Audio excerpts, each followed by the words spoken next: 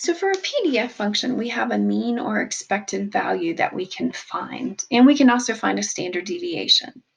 So when we talk about an expected value, it's the long-term average or mean.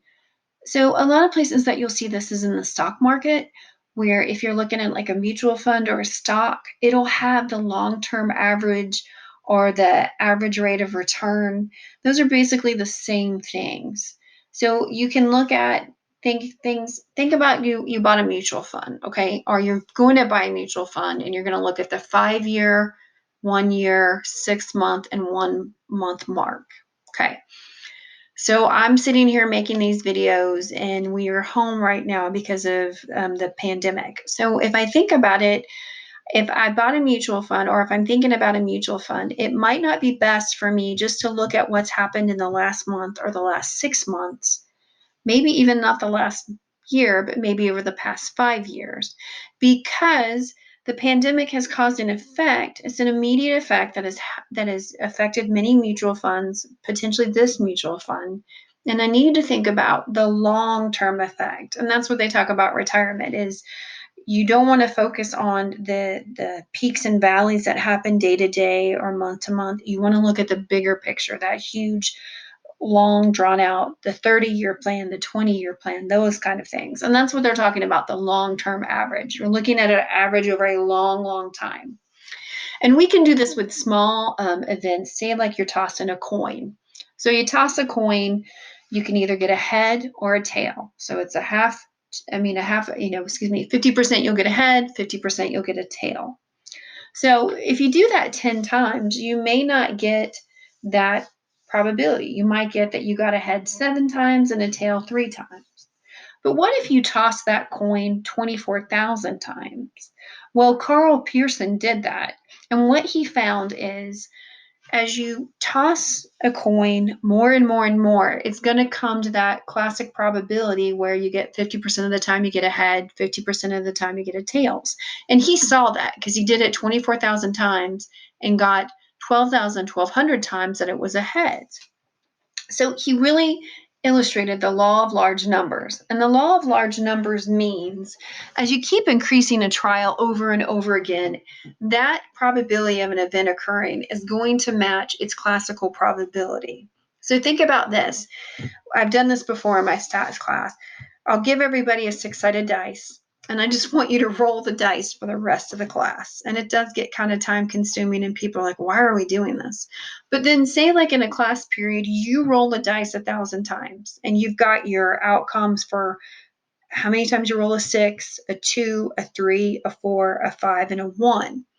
So then if I take that from all the class and I put those together, the probability is going to start to be that for the number 1 that you roll, when you roll a dice, you get a 1, it's going to be 1 out of 6 because that's the classic probability. The same for if you roll a 2, a 3, a 4, a 5, or a 6.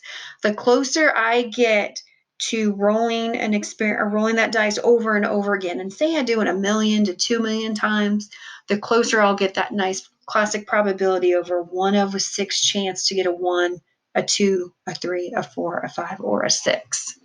So when we do that long-term results, we can do the average outcome, and we talk about that as the long-term average, known as the mean or the expected value, and it's denoted by this mu, which is the Greek letter mu, and that's how we know it's a mean.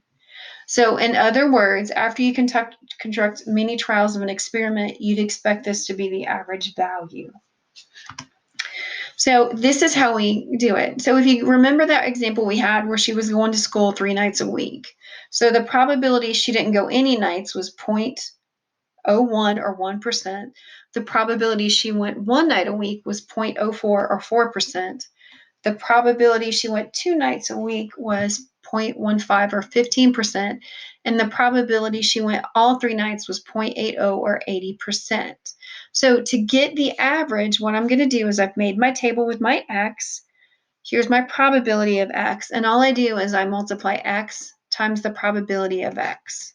And then from there, I add all those together, and I get my mean, which is 2.74.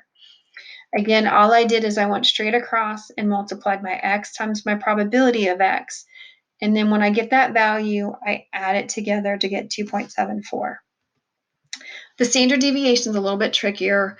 It's a nasty definition, but once you see it, it'll start to make sense.